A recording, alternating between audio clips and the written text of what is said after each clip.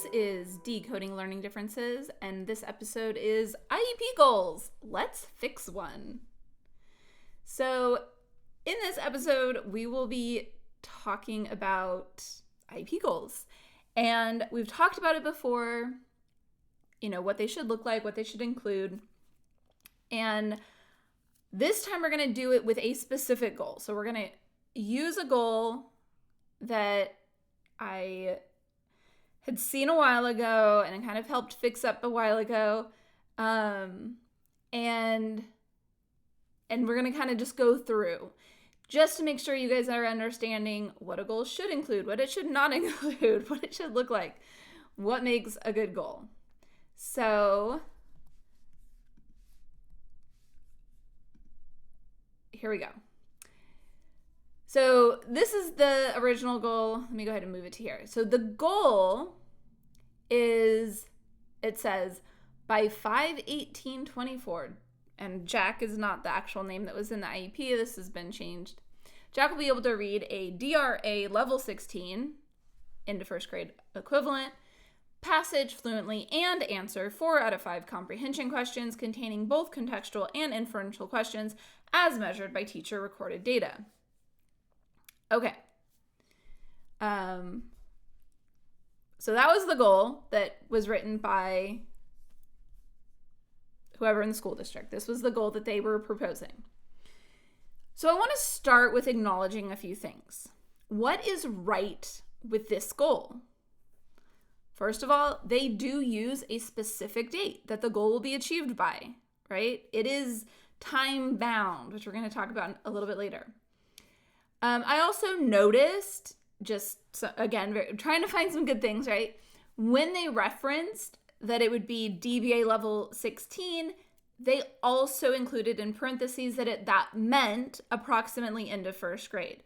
So they're kind of defining it more than one way, which I appreciate because sometimes it just gives a level of their particular curriculum and it doesn't translate. If you move to another district, that other district has to look at that goal, understand that goal. Even if they have to rewrite it, they should know exactly what you were trying to do and be able to translate it. If they don't know what DBA level 16 means, it's going to be hard for them to figure out what the goal was supposed to be. And they also include the criteria of 4 out of 5, and they don't also include a percentage. I'm kind of giving them a lot of extra points just as much as I can. Sometimes I see things like they're going to answer 4 out of 5 questions with 80% accuracy, and it's like both are happening, which is a little hard to understand what that means. Okay. However, despite the fact that there are a couple things that I did find right with this goal, there's also a lot wrong with it. At least some very substantial things that are definitely wrong with it. So right here at the beginning, like I said, we got some good stuff. There's a time. It's time bound. There's something good to start with. However, they're combining 2 distinct skills into a single goal. At the beginning, they're talking about Jack being able to read a level 16 passage fluently. So this is a fluency goal. And they're also asking that he be able to answer 4 out of 5 comprehension questions. So it's a comprehension goal and it's a fluency goal. So why is this a problem? Well, first of all, if Jack fails at fluency, he cannot read this fluently, but maybe he doesn't fail at comprehension, then the goal still isn't met. So maybe he's great with the comprehension, but his fluency isn't there. So it's hard to measure, and then they just know, well, the goal wasn't met. What made it not met? I don't know. It just wasn't met, right? Well, was the fluency not met or the comprehension? Right? If you have them together, it's hard to figure out where the progress is actually being made, because it looks like he had a goal in reading and he didn't meet his goal. No progress was made in reading. And is that true? So the school has the potential that they're actually setting themselves up for failure and problems by not separating these out into separate, distinct skills, which they really are. They're really not the same thing. Also, if Jack can comprehend at a higher level than he can read fluently, he's going to be kind of held back from working at a higher comprehension level by connecting those skills to the same reading level and the same goal, which is really true of a lot of kids with dyslexia. A lot of kids with dyslexia have great comprehension when they hear the story read to them. Or if they've practiced the story enough that they can read it kind of on their own. They've practiced and practiced. They might be able to comprehend really well. They can have really deep conversations. They can have above grade level conversations and comprehension skills. So if you're grading Jack on his comprehension of a below grade level skill, it's not really fair to him. You are potentially holding him back by not practicing skills at a higher level. Now, they might do things totally different than how they write their goal, but we don't know that, and the goal helps to drive those services. So, what else is happening here? Oops. They're also saying that it's measuring fluency, but there is no measure of fluency. This was labeled as a fluency goal, but they're not measuring fluency. They're not measuring anything about fluency. They're not measuring the rate of reading, which is the most common way that fluency is measured. Not my favorite, the most common. That's not included. Accuracy is not included. They're not saying he's reading it with 95% accuracy. Not included. They're not saying he's reading it with appropriate pacing and intonation as demonstrated by, not including it. They're not actually measuring fluency at all. So it's really hard to even figure out, well, did Jack meet the first part of this goal? How will I know if Jack met the first part of this goal? It says Jack will be able to read a DRA level 16 passage fluently.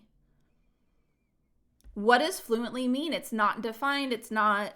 There's no parameters given here for what that means.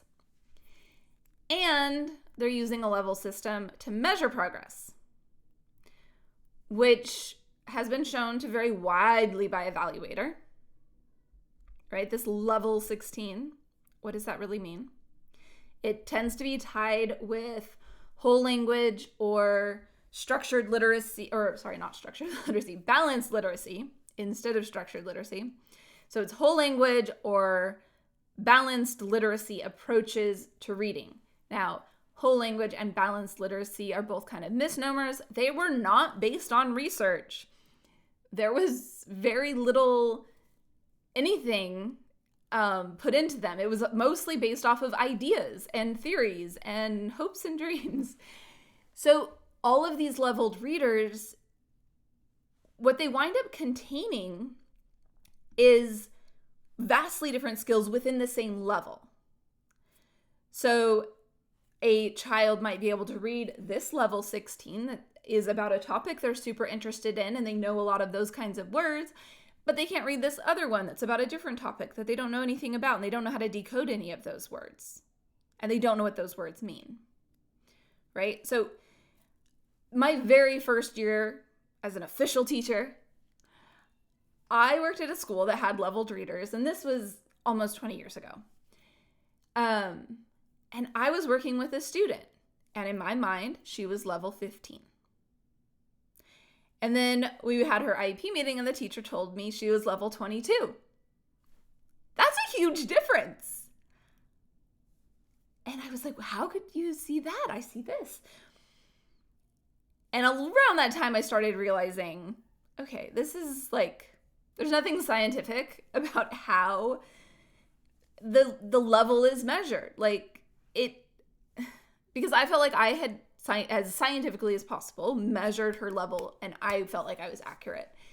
And the teacher felt like she was, the gen ed teacher felt like she was accurate. And so we had a difference of opinion on it. Now, it didn't hinder the child's progress because we did still keep working on her reading. Or at least it didn't hinder it much. Also because I didn't know that I wasn't supposed to really teach much phonics, so I kind of just did. I was really bad. I didn't even know. Anyway, I'm getting off on tangents. Let's focus on the goals.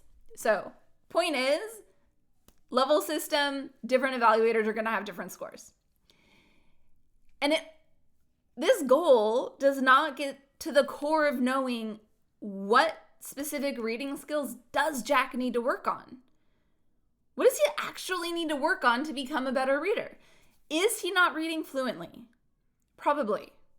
He was diagnosed with dyslexia. Most kids with dyslexia cannot read fluently initially. It's much harder for them to learn to read fluently because their brain is wired in a way that literally makes it take longer. So they wind up less fluent.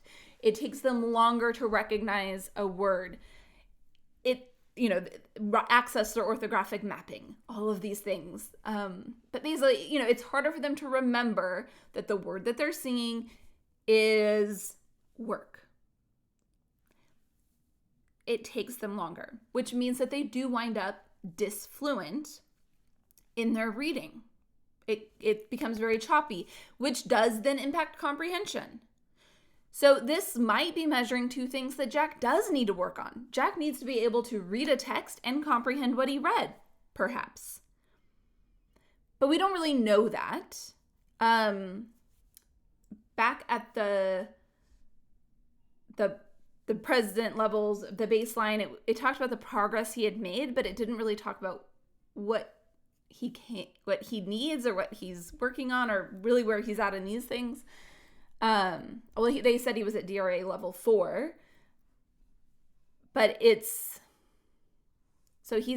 expected to make a good amount of progress, at least goodish, but it's not very specific. What specifically is keeping him from being fluent? What specifically is impacting his comprehension, if anything? So, quite a few things wrong with this goal. Just a quick recap.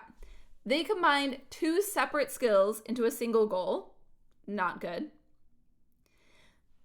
They don't have any measurement for whether or not the fluency aspect is met.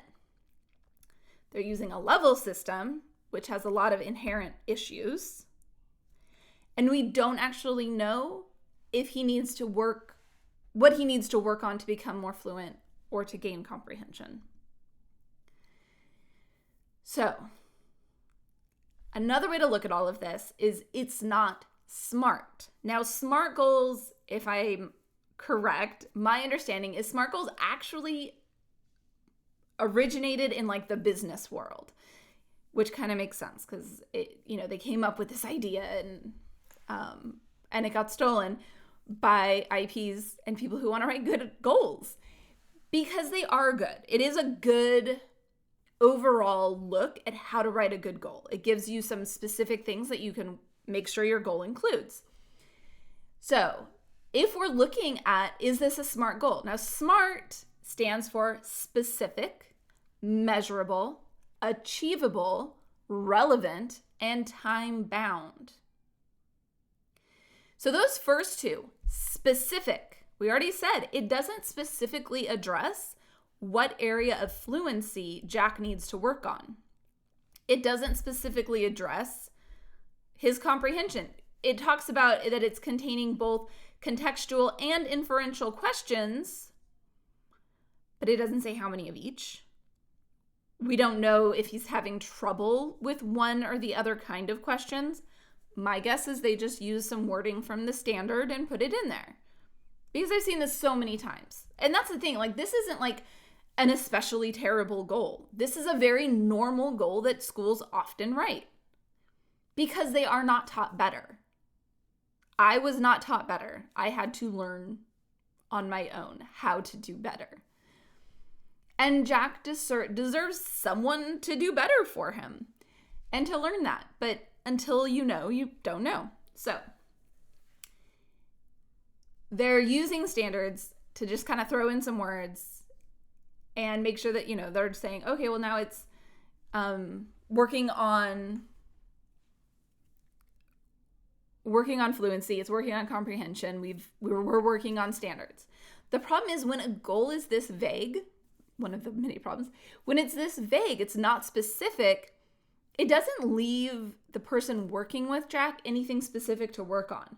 So they just kind of give Jack general reading practice, and he may or may not benefit from it. But if you're not specific and targeted in your intervention, you're not going to make as much progress. Now, we already also talked about measurable. This is not measurable. I have no idea whether or not Jack is reading fluently based on this goal. There's no definition of the measure being used for this goal. Also, it says that he's going to answer 4 out of 5 comprehension questions. Great, that sounds measurable, right? No, because it says that it's containing both contextual and inferential questions, which also is good that they're saying what it will contain instead of just vague comprehension questions, which would have been even worse, much worse. This at least tells me that it needs to include both, but it doesn't say how many of each. If it's 5 questions, I already know there's going to be an uneven number of one of them. If you tried to say 2 contextual and 3 inferential, maybe now he doesn't. Maybe he only gets 1 inferential question right. He got both contextual questions right. So it's 3 out of 5. He didn't meet the goal. But they see that and they're like, oh, but we need him to meet the goal. So ask 4 contextual questions and 1 inferential question.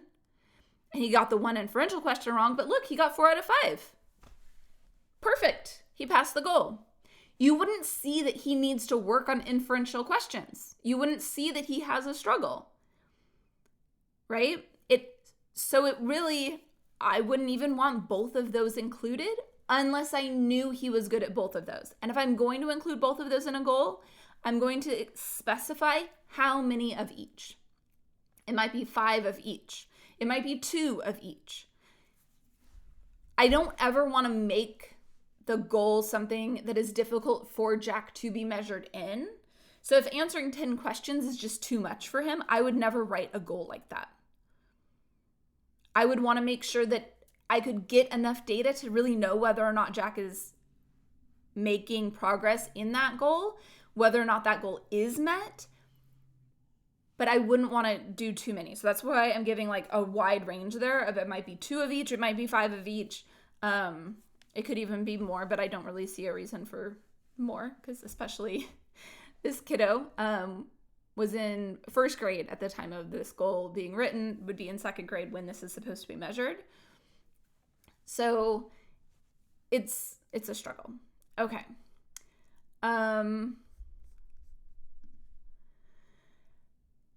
Moving on to the next part of the SMART goal, achievable. So if we so it can't really be achievable because it's not specific and measurable. However, if we kind of give them that and we set that aside and pretend like it is measurable and it is specific, overall, like, do I think that Jack can read a DRA level 16 within 1 year? I know he's starting at 4. Do I think 16 is reasonable for within 1 year? Without being not high enough, like not challenging enough. So is it rigorous? Is it achievable? Kind of both of these at the same time, right? Well, I don't know Jack. I haven't worked with Jack directly. In talking a little and getting a little bit of background from his mom and getting a little bit more, I think it's achievable. It sounds like he has the skills and ability for this to be achievable. But again, there wasn't a lot to work with in the baseline to know for sure. But also that also comes with just having worked with a kid or looking at a history, or sometimes the psych report can give me an insight. If a child has really low working memory, it's going to be a bigger struggle for them to make progress on things. Okay, is this goal relevant? I don't know. I think it might be, but again, just based off of conversations, it wasn't really indicated in the baseline.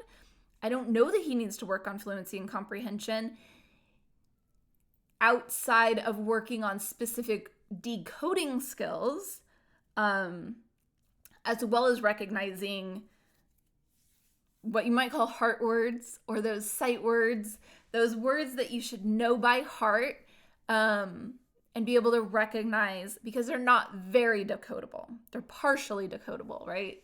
For the most part.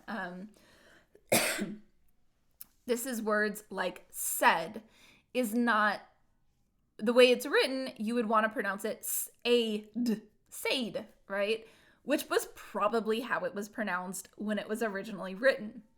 But we've kind of schwabbed that middle, and now we say said. And that's okay. But it means that it's not an easily decodable word, so kids need to be able to recognize that and know how to read it, right? So does he need to work on those? Is he struggling with remembering those types of words, those less decodable words? Or is he great at that? Is he great at decoding? What is it, the specific reading skill? If it's fluency, then we need to put in there what that's going to look like, because it also gives the teacher something specific to work on. So it's not just whether or not it's met, and we don't know whether or not it's met, which is part of the problem. But we also want to make sure that the teacher knows what to work on. And is it time bound? Yes. There is a specific date indicated. They got the T. I might give them the A and the R, kind of. We're not really sure on those. Okay, so now we need to write a good goal, right? So before we can write a good goal, we need to know what Jack knows. I talked to his mom, and he knows all of his letter sounds. He can read CVC words, CCVC, and CVCC words proficiently. So if you're not familiar, that is consonant and vowel. Those C's and V's are consonant and vowels. So all of these are short vowel words that he's able to read with some blends, such as in the word sand, the ND is a blend of two consonant sounds. So he's able to read short vowel, single syllable words. He reads everything he reads is very slow, even when he's very good at knowing how to read them. It's very slow. Right now, if he's reading something that he knows how to read, it's only the words that he has mastered, he can read at 15 correct words per minute. So that would be my baseline. That's what I would include in the goal baseline. Now you'll notice I didn't write anything about comprehension in here, because I'm not going to include anything about comprehension in the goal. This is not going to be a comprehension goal. I would separate out and write a separate comprehension goal. So looking at what he knows, this would be my baseline for his reading goal. So after I know what he can do, I'm going to think about, and this is the process that I would use whenever I'm writing an IEP goal, whenever I was writing an IEP goal, once I learned a little bit more about not just looking in the goal bank to find one that might work, but actually starting from those present levels. What can this kid do right now? And then really thinking through, what skills does Jack need to work on?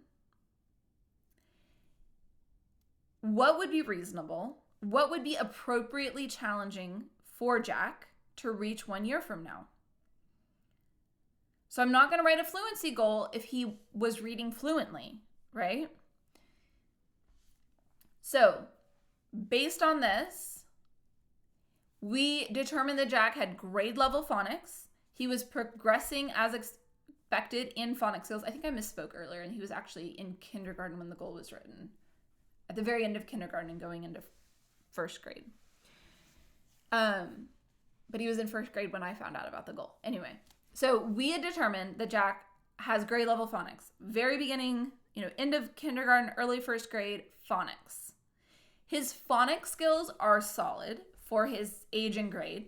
He should be able to keep working on those in the general education classroom with all of his peers, assuming they are using a good curriculum, which I know I shouldn't assume, but let's pretend that they are doing great things and teaching phonics and all the things.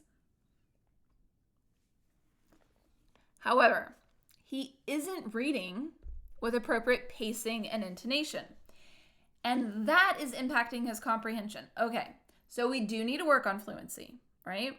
15 words per minute is going to impact your ability to comprehend. Think about if you only read one word every 4 seconds. Let's think about what. Really hard to hold on to that, right? It's hard to hold those words and make them make sense, especially when a lot of effort is being put into figuring out those words each time. He knows how, he can apply the skill, but he can't do it in a way that has appropriate pacing and intonation. So we got things to work on, right?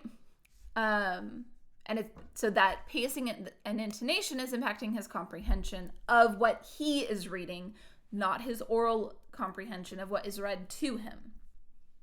Distinct.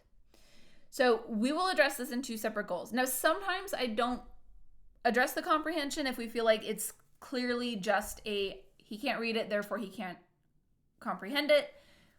We might not address it at all in a goal. However, especially when it is impacting the comprehension, we want to make sure that the fluency that we're going to work on and measure is also being addressed, is fixing the comprehension problem, right? We think he can't comprehend because he's not reading fluently enough. Okay, when we fix the fluency problem, if this goal is met, is this one also met? We're separating them into 2 separate goals, but to know that he's really getting the benefit of reading fluently, is he comprehending? Okay, so we're going to write a good goal. Fluency goal. When given by the date that it's due, when given a previously unpracticed decodable text of no more than 300 words. So you're noticing here, I am telling you, he has not practiced this. If we think back to that original goal, I don't know whether he was allowed to practice it. I know by DBA level 16 that it doesn't have to have been a decodable text. I also don't know how long the passage might have been at level 16. And here I'm specifying it will be no more than 300 words. I could have put a range, 200 to 300 words. Would have been another option. And then I'm listing out the things that Jack has mastered. It includes CVC, CCVC, CVCC, and CCVCC, because we're going to up it a little bit, assuming he'll be able to master that easily, along with only the non-decodable words that Jack has mastered. And I really should have said partially decodable words that Jack has mastered. Even this goal I actually wrote 6 months ago, and I could do better now, right? We are always learning. We can always do better. So that's our background, right? It's unpracticed. It's decodable. It only includes skills that he already has mastered.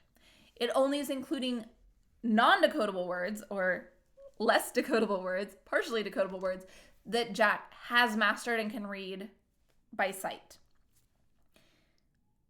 Then Jack will read the text 3 times independently over there in the corner by yourself. Read it to yourself, practice it. Maybe read it out loud. I could have also specified we'll read out loud 3 times so that we know, especially if Jack is somebody who might get distracted and then say he read it 3 times, but he didn't really. But Jack is actually really good. He's going to go read it independently 3 times, not silently, but independently. Then he will read to the examiner with appropriate pacing, intonation, and expression at a pace of at least 60 words per minute in 3 of 3 trials as measured by teacher charted data. Okay, is it specific? I hope so. Could it be better? I'm sure. So it's specific about what the passage is. I didn't say it was an end of first grade passage, right? I said it will include these specific skills. Now, this actually is a little bit below end of first grade in the fluency. Now, I would do that for Jack because I actually would be monitoring his phonics progress in first grade and make sure he doesn't need a goal added on. But I want to work on the fluency with texts that are extra easy for him. So it's not that it's things he can read. It's things that he can read really easily to get really fluent in those and work on that orthographic mapping, being able to immediately recognize that that's the word, those letters together make that sound, being able to kind of chunk those pieces of words and recognize things. So all of that is it's less than what we might expect of an end of first grade reader, but by a little bit. There's certainly end of first grade readers that would be right where they're at, but what we would expect for the average end of first grade reader would be a little bit more than this with some long vowel words. And I've left those long vowel words out of this because I want Jack to focus on the short vowel. Throwing in those long vowel tend to throw those dyslexic kids off for a while. And I want him to be able to work on just the fluency, that pacing, that intonation, that expression, so that he can read those easier, in quotes, more simple passages fluently and comprehend them. And get that joy of reading, that I can read this and I understand what it's saying and this is so great. So we kind of want all of that.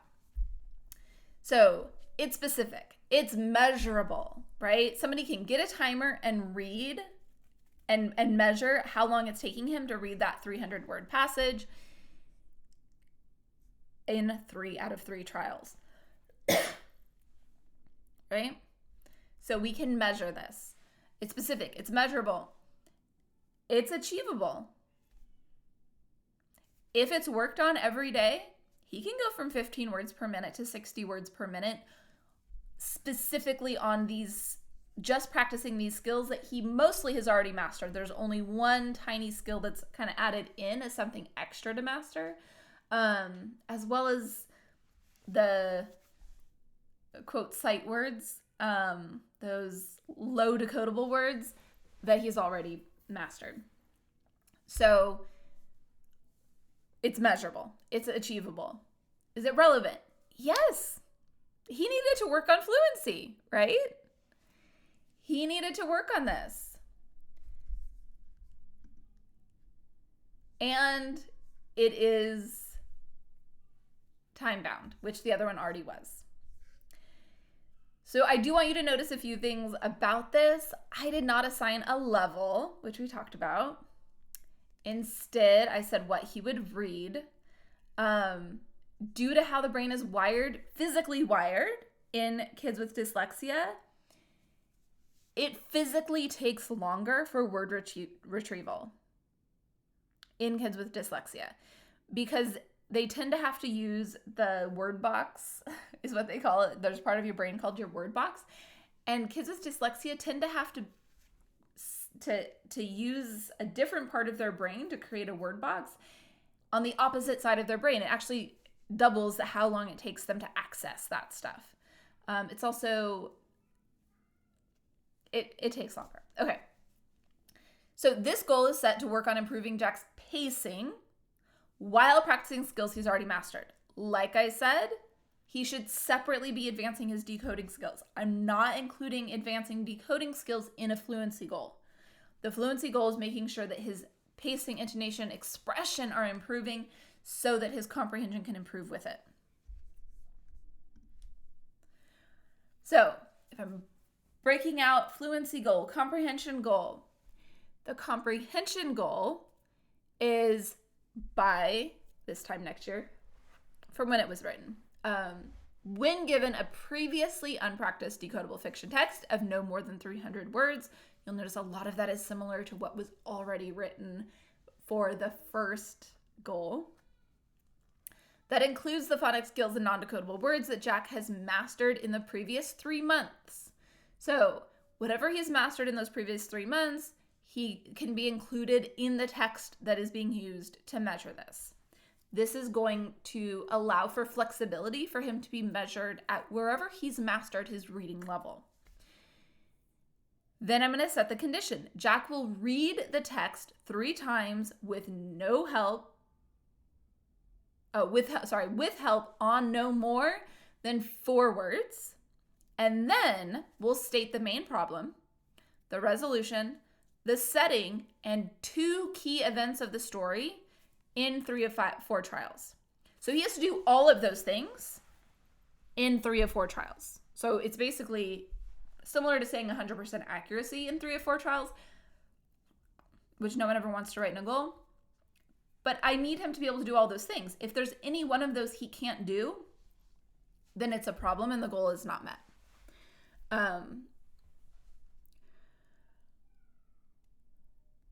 Okay. So notice, again, I did not assign a level. I didn't say given an end of first grade passage. I gave flexibility within that. Actually, before I go on, I'm going to read this whole goal again because I kind of was talking in the middle of the goal. So for those listening, I want to make sure you understand the whole goal as it's written. The whole thing is by 5/18/2024, the date of the next IEP. When given a previously unpracticed decodable fiction text of no more than 300 words that includes the phonics skills and non-decodable words that Jack has mastered in the previous 3 months, Jack will read the text 3 times with help on no more than 4 words, and then will state the main problem, resolution, setting, and 2 key events of the story in 3 of 4 trials, as measured by teacher charted data. I might have added in the word verbally state is something I might add in. I think to me it was implied, but it would be more clear if I had used the word verbally. So I did not assign level. I did not give a percentage of accuracy for stating the main problem, resolution, setting, and key events. He needs to be able to do all of those in at least 3 trials out of 4. So this requires strong skills in other aspects of comprehension. So like if he was good at main problem, resolution, setting, it wouldn't overcome if he's having difficulty with key events. And usually main problem is one of the hardest things for kids. So if I said 80% accuracy, well, he got the resolution, he got the setting, he got 2 key events. He never got main problem on any of the 4 trials, but he met the goal, right? It would be a problem. So if he was having trouble with that, putting in like 80% accuracy or something wouldn't benefit him. We wouldn't know that he wasn't getting it. We would just move him along, right? So we want to make sure that all aspects of this are met. Now, typically, I would pair this with another comprehension goal, specifically working on non-fiction text. If you remember at the beginning of that goal, it says fiction text. I would have a non-fiction text that works on main idea and key details. So I break those apart. Some people try to put both of them in one goal, but you can't really measure non-fiction skills and fiction skills all at the same time. So you kind of have to separate them out to be really fair to the student and make sure that, some kids are really great at comprehending one type or the other. And I've seen both, where they're great at nonfiction but not fiction. They're great at fiction, not nonfiction. I've seen both. So we need to write those goals so that they can be successful in both areas. I also If Jack was struggling or a little bit older and at this level, I would definitely have written decoding skills to make sure he was making progress in that. Right now, because he was at grade level in those decoding skills, it wouldn't really be appropriate to write a goal in something he's already at grade level in. Unless for some reason we expected him to be above grade level.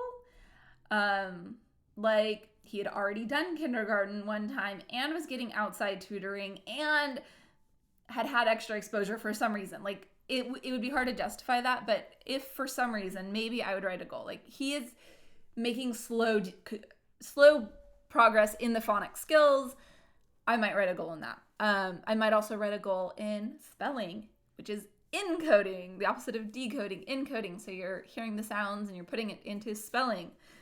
I might write a goal in that. A lot of kids with dyslexia need spelling goals. And of course, all of this applies to kids that are not dyslexic. I am talking about dyslexia because this particular kid is dyslexic. It's been a big focus of the podcast in recent years. But it still applies to any IEP goals that you have. They should be smart. They should be specific, measurable, achievable, relevant, and time-bound. Okay, so do you have a kid with an IEP? Do you want your child to be on an IEP? Do you worry that the IEP is very poorly written? If you want some specific help, email me. So one thing I'm doing right now is things like we just went through today, free help in figuring out, is this a good goal? What makes it a good goal? Now, this took almost 40 minutes just for me to explain to you, right? I already had to do all the thinking and learning and prepping. So you can see a lot goes into writing every IEP goal. That's one of the reasons why they're often so terrible. The teachers don't have a ton of time to work on these, right? So if you know your kid has an IEP coming up, rather than having the teacher take the time to write a goal, and then you come back and say, that's a terribly written goal, and they get on the defensive, like, it's great, because they put a lot of time into it already, even if it is terribly written. They didn't mean to write it terribly. I promise. They have good hearts. So even if, rather than doing it that way, where they've taken the time and then you're saying it's terrible and it should be this other way instead, you can be preemptive about it, right? You know the kid's IEP is next month. You're going to email me or do the whole process yourself. That's fine too. And you're going to come up, or we're together going to come up with really good goals for your kid. And we're going to send those to the school before the IEP, before they've put in the work. Because now you're just giving them a beautifully wrapped gift and asking them to accept it, right? It can still put people on the defensive, like, you don't think I can do my job? Well, based on the last IEP, actually, I don't think you were trained to do your job, and it's sad. So anyway, we want to help them out. We want to make things as easy as possible for them and for your child. We want them to have the resources to do the best possible thing for your child. So if you're interested in any of that, I can take quick looks at goals or accommodations that we might want to tweak and make better and put onto a podcast episode. You can email me, Kimberlyn@decodinglearningdifferences.com. Also, the much more in-depth consultation where I've gone through all of this. I've got all the data from you on where your kiddo is at, and we're writing these goals out in that same format with that same thought process to be really good goals, and then pushing them out to the school. Also, same thing with accommodations and the whole IEP. It's usually the goals that are the biggest sticking point for schools. So email me, Kimberlyn@decodinglearningdifferences.com. I also just love stories. If you want to email me anything kind, I'm good with any kindness you want to send my way. Kimberlyn@decodinglearningdifferences.com. I can't wait to hear from you. I will be back next week with probably a shorter episode than this one was. It was much longer than most. I can't wait to see you. Bye.